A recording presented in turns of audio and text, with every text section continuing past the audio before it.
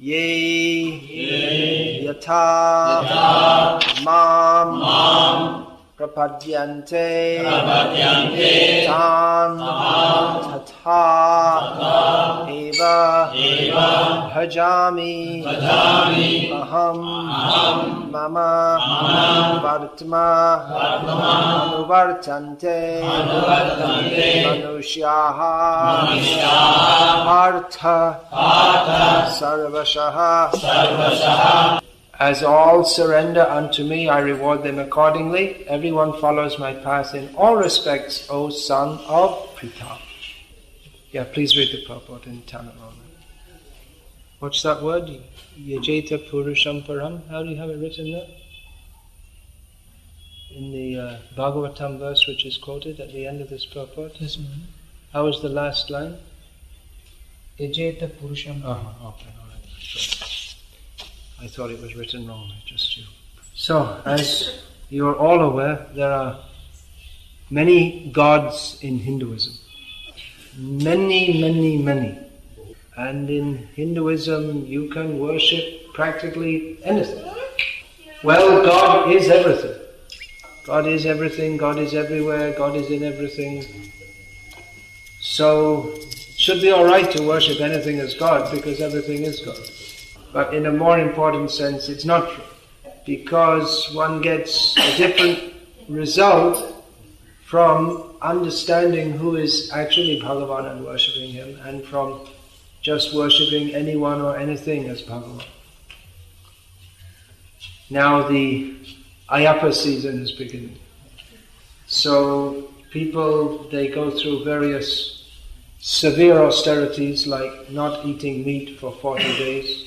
And then they have to walk up a hill after getting a train down to Sabarimala area. They have to walk up some hills. And then if they followed the vow properly without smoking cigarettes in the toilet without anyone seeing them, then they can see a light. They see the Jyoti. And different people worship different what they consider to be God or gods or goddesses. But it's not that everyone gets the same result. Recently there was one of the many gurus, or so-called gurus that people call, why don't they all sit and listen? Better than playing volleyball. You'll get a better result. You can get spiritual knowledge. Please come and sit and learn something which you'll never learn in your school. What does he say? That's one school from Tripurari they have. Yes, so that's very nice. Please sit and listen, and then we'll give you. You don't have to worry for your meal. You can take your prasadam here also. Now, Bhagavad Gita is a book of knowledge, obviously, isn't it? Now, if by worshipping anything or anyone, one would get the same result, then there'd be no need of reading Bhagavad Gita. If everything is just all the same, then you don't need to learn anything. But in Bhagavad Gita, Bhagavan teaches us. When Krishna is speaking, we find Sri Bhagavan Uvacha. Sri Bhagavan means Sri Bhagavan. Uvacha means is speaking. And he establishes that there's a different result obtained from different forms of worship. That makes sense, doesn't it? You get different results according to different activities. If you take some wheat flour and mix it with a little water and roll it out, then you can get some chapatis. And if you get some rice flour or whatever, then you cook some rice in a pot. It's a different thing to chapatis. Now, here Krishna says that I reciprocate with everyone according to the degree or the way in which they approach me. Now, this doesn't mean that everyone is God and anything is God, or that any form of worship is the same. But it means that Krishna is overseeing everything. It's true that if we worship different, what are called demigods, then we can get boons from them. Vara, yeah, that word is boons. Kamshanta karmanam siddhim yajamti devataha kshipram hi manushe loke siddhir bhavati karmaja. Here in this chapter, just before, Lord Krishna says that people who desire success in material work, they worship demigods. They achieve success in their fruitive activities. So then we think, well, that's very good. So we should do that. But elsewhere in Bhagavad Gita, Lord Krishna says, Antavattu phavam tesham tad bhavatyalpamedhasam. That those who worship demigods are less intelligent because the reward that they get is temporary. So one can get material results by worshipping demigods, that's true. But those material results are always temporary. They don't really help us. And even the demigod's ability to give any boon, that also comes from Krishna. As Lord Krishna states in Bhagavad Gita, Mayaiva vihitan hitan, whatever is given by the demigods, ultimately that power comes from Krishna. So if we worship various demigods, it's true, in one sense we are worshipping Krishna, because they are different aspects of Krishna. They are representatives of Krishna. But because the demigod worship is executed without proper knowledge, without knowledge of who the demigod is in relationship to Krishna, because it is undertaken for an ignoble motive. You know what ignoble means? Opposite. Yeah, that's right. For a base motive. It means a low motive. Therefore, the result of worshipping the actual Bhagavan, that is not achieved. Now, even some people who, we find some modern gurus in the world who people claim them to be Bhagavan. And such persons, some of them may have some Shakti also. But that also doesn't make them the supreme. That power that they have is limited and temporary. And that's also derived from Krishna. Not even directly, but from Krishna's external energy. Such persons who, by showing some little powers, they claim themselves to be God, they are a long way from God.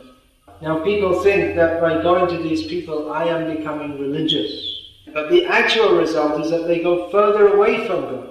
Because by not understanding who actually Bhagavan is, and worshipping someone else as Bhagavan, they make offenses toward the real Bhagavan, who is Krishna. So there is tremendous ignorance in human society as to the nature of genuine religion. Different people are claiming that this is God, no, that is God, something else is God, someone else is God. Some people claim that Jesus is God, although he himself never claimed it. But practically no one has any knowledge of who is actually Bhagavan. And this is the root reason of why there are so many problems in human society. Anyway, material life is full of problems. It must be because in this material situation we are cut off from our original blissful situation of loving service to Krishna. And we, although that tendency to consider there is God is there, but we tend to consider someone as God according to what they can do for us, giving us material boons. But the world situation is getting worse and worse and worse. Because either people are completely atheistic, or in the name of religion, they are cultivating enviousness. Enviousness means that there's no actual love for God. They don't know who He is. They have no intention of surrendering to Him. But they adopt some religious path so that they can become to get some advantage in exploiting the world and exploiting other people. And they think that, well, whichever one does the job best for me, that's what I'll worship. If Murugan gives me 1 crore rupees, I'll worship him. If not, then I'll worship some Baba or some Paramahamsa or someone or something. And if nothing of that works, then I'll become a Christian. At least I can get some concession from the government. So, this kind of religion is not lauded. It's not praised by the Srimad Bhagavatam. There's something, some reflection or something resembling religion or approaching God. But because it is conducted in ignorance for a wrong motive, it never really approaches the platform of true religion, which is to understand one's position as the eternal servant of Krishna and serve him without any personal motive. That is the platform of actual bliss. But people don't know this. So the purpose of the Krishna conscious movement is to give people this knowledge. But mostly people, they don't want this knowledge. They feel threatened by it. That I'm already getting my sense gratification by some means or other, and now these people want to interfere with that. Or they think, well, yeah, okay, let's have a look and see. Let's see what I can get out of this. So, the preaching of the Krishna conscious movement is meant to bring a whole change in the whole way that people think and consider the world. It's not really a matter of converting people from Christians to Hindus or from demigod worshippers to Krishna worshippers. It's a different proposition altogether. You see people, they're worshipping Murugan for what they want to get, and instead they worship Jesus for what they want to get. So it's the same perverted attitude in a different approach, that's all. So the Krishna conscious movement is meant for teaching people that we are not supposed to approach God for what we can get from Him. We should have faith that He loves us and He will provide everything that we need. And we should also consider that our relationship with Him should not be selfish. Our acharyas on the path of Krishna consciousness, they have written so many beautiful poems and songs describing the bliss of serving Krishna without any personal motivation. Instead of worshipping someone or something that we think is God for what we can get, we simply worship Krishna because He is our Lord. There is no personal desire. Devotees are extremely happy just in chanting the names of Krishna, decorating His form or seeing His beautiful form, and remembering His activities and qualities. So this knowledge is required to be distributed in human society. Previously it was there in Indian society to a large extent. People took pleasure in hearing of the qualities and pastimes of Rama and Krishna. Practically the whole of Indian society was God conscious. But people have lost that. So this Krishna conscious movement is meant to restore that. It's a little difficult at the present time because the culture has broken down to such a large extent. If we want to talk about Krishna, who will we talk with? If we want to discuss the pastimes of Krishna, who will appreciate them? Due to bad propaganda, people think, well, this is just a waste of time, or it's got nothing to do with me. Still, people have some respect for sadhus. But that's also for the wrong reason. Because they think if I see a sadhu, I'll get some good material fortune. Although dishtam is the word for good luck, is it? Adrishtam. Adrishtam. Adrishtam. Adrishtam means good luck. So, although some people are making propaganda that seeing a sadhu is bad luck, Durdishtam. It's Sanskrit. So, and other people think that the most pious activity you can do is to kill a cow or a sadhu. And cow killing that's allowed in this sinful land of India, Papa Bhumi, it used to be called Punya Bhumi. So far, killing sadhus is not allowed by law, but when there are riots and there's no law, then certain persons, they take advantage to, let's see if we can find any sadhus for killing. So it's a very confused situation. And many people, their consciousness is so poor that they can hardly even begin to understand these topics. This is the situation in Kali Yuga. So for people who are of very poor spiritual discrimination, who cannot even begin to understand any philosophy, we tell them, take prasadam, at least do that. Chaitanya Mahaprabhu's program is to go everywhere with groups of devotees chanting the holy names of Krishna. Because even if they don't want to, that by hearing the names of Krishna they will become purified.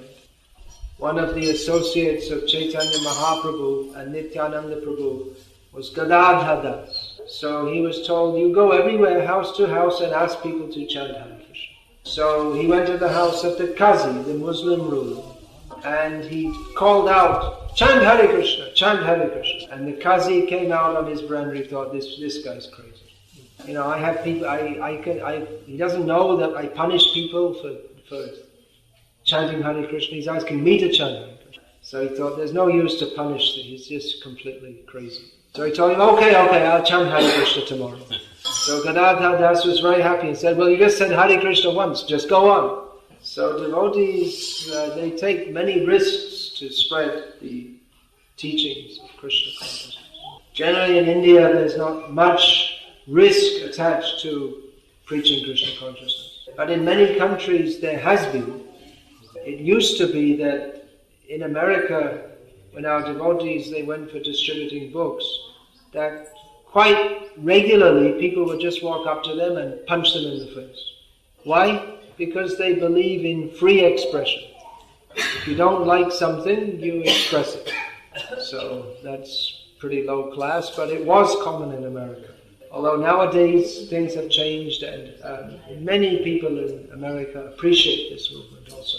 One of my disciples in America, he was distributing books, he was out in his dhoti and shaved head, tilak and all these things. In Los Angeles, which is definitely one of the most materialistic cities in the world, famous for that.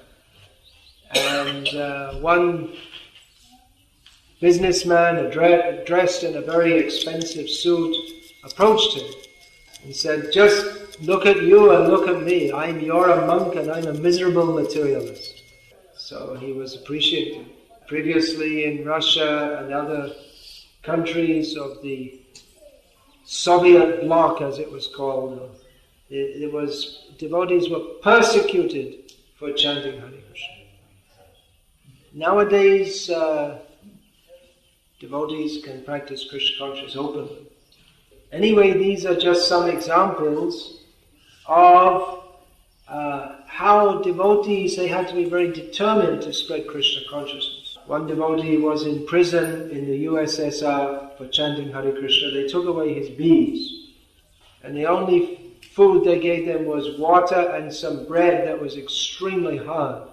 So with great difficulty they were able to break that bread, and it was hard enough that they could shape it into beads, and in this way they made, out of the hard bread, they made chanting beads. So they couldn't stop the chanting. In Sydney in Australia, our devotees, they used to go out every day to chant Hare Krishna in the streets. And every day they were getting arrested for the crime of chanting Hare Krishna in the streets. So they wrote to Prabhupada and said, well, what should we do? We're getting put in prison all the time. Prabhupada wrote a letter back and said, it doesn't matter. You go on chanting Hare Krishna in the prison. It doesn't matter. So the devotees did that. They went on chanting in the prison. And eventually the public opinion changed, and they thought, why are we wasting so much time? There are so many real criminals in this city. And the police department, they can't catch any real criminals, so they catch the Hare Krishnas instead, and the people all turn against the police. So preaching Krishna consciousness is very difficult, there's no doubt. Even in India, of course, it's at least here, we're not getting imprisoned and tortured. I don't know of any cases. People are generally more open and favorable to Krishna consciousness. But still, it's very difficult to convince people to take to Krishna consciousness very seriously. People will come to the temple, and then they'll go to all the demigods' temples also. Or they'll take to Krishna consciousness, but still they'll maintain so many material attachments. We tell people the simple method of becoming purified. You just follow all these things. You chant Hare Krishna, you follow these principles, and serve Krishna, you'll be purified. But they have such difficulty.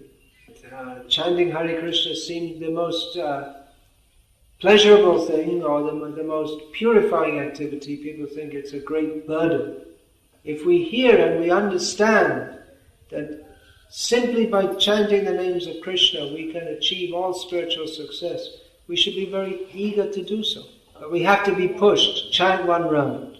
Okay, now chant 2 rounds. So like this, with great difficulty, people, like it's the worst austerity, they slowly start increasing their rounds. Gradually people start to come in, and then they give up onions and garlic and offer their food to Krishna. Then they go to their relatives, and their relatives say, "Why are you eating onions?" Oh, okay. And then they stop being Krishna Das and they become relative Das again.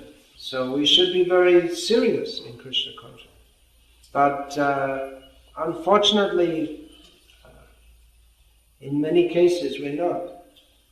So it's very difficult to get people to take this very seriously.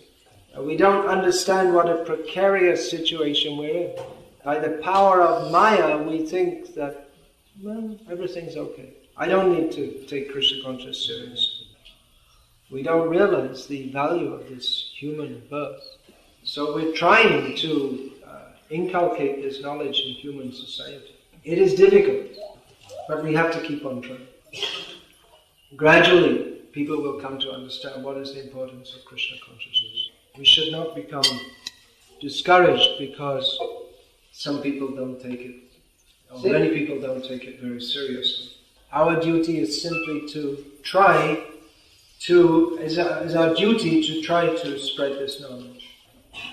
And duty means not just like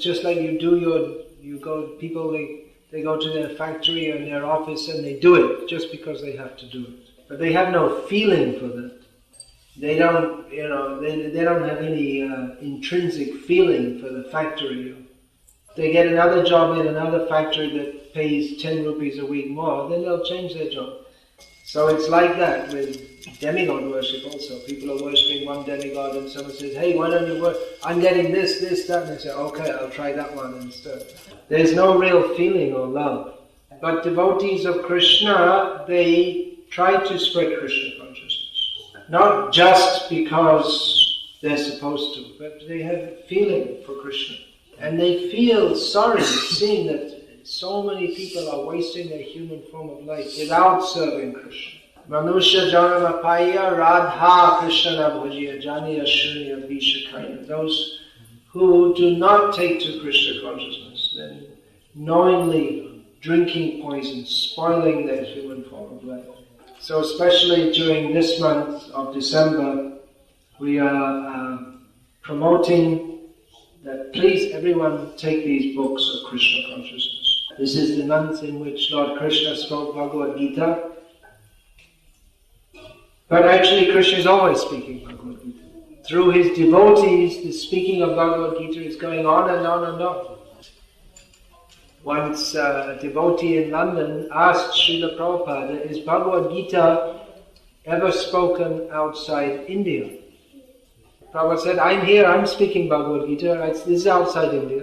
So a devotee was thinking, does Krishna speak Bhagavad Gita outside of India?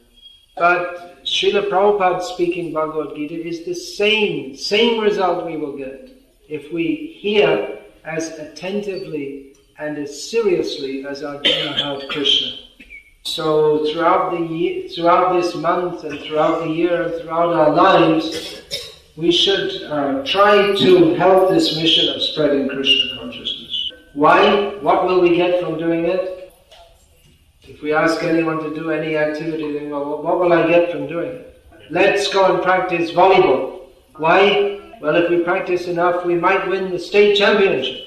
So devotees, they're not interested in winning volleyball championships or any championship. Why should we serve Krishna? Why should we try to spread this Krishna consciousness? Those who have captured the spirit of Krishna consciousness, they don't think, what will I get out of this? They simply want to see that Krishna is satisfied. And they want to see that that all their brothers and sisters, all living entities, are saved from birth and death and established in the blissful spiritual life of Krishna consciousness. So see what you can do to help with this, to try to help to spread this movement, distribute these books, and help others to get this knowledge by which they can be uplifted to Krishna consciousness. All right, Hare Krishna. Is there any question about this?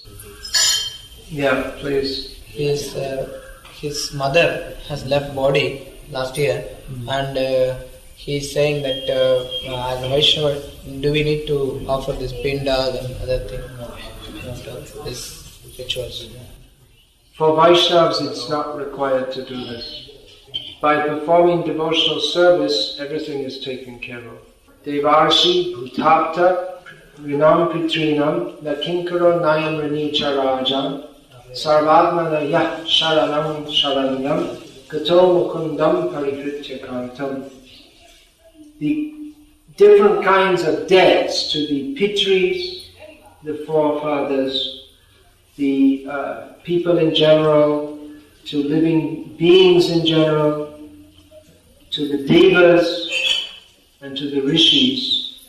These debts do not have to be discharged by persons who have surrendered to Krishna, because Krishna takes care of everything.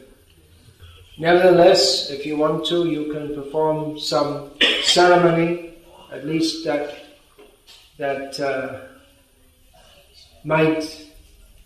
your living relatives may be pacified that you're doing something. You may do that. You may take the opportunity on that specific date to call Vaishnavas to your home, have Sankirtan in the home, and distribute prasadam. The general Shraddha system is meant to benefit people materially, but devotees are not interested in giving any material benefit. There's no point. So, as stated in Shastra, that those who perform pure devotional service, up to 21 generations of their relatives are liberated by that. So in Shastra it's described that it's absolutely necessary that these ceremonies be performed, but Srimad Bhagavatam states that if you're a devotee of Krishna, that's automatically taken care of by your bhakti. But we shouldn't think that we can practice Krishna consciousness in a very whimsical or half-hearted manner, and that will have the same effect as those who are fully surrendered to Krishna. And we shouldn't think, well, performing Shraddha is very expensive, so I'll just say Hare Krishna once and that'll be better. So, to save yourself from that mentality and to save others from accusing you of being a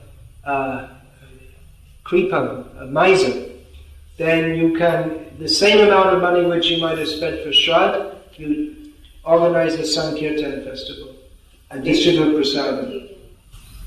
Kanjam. Kanjush.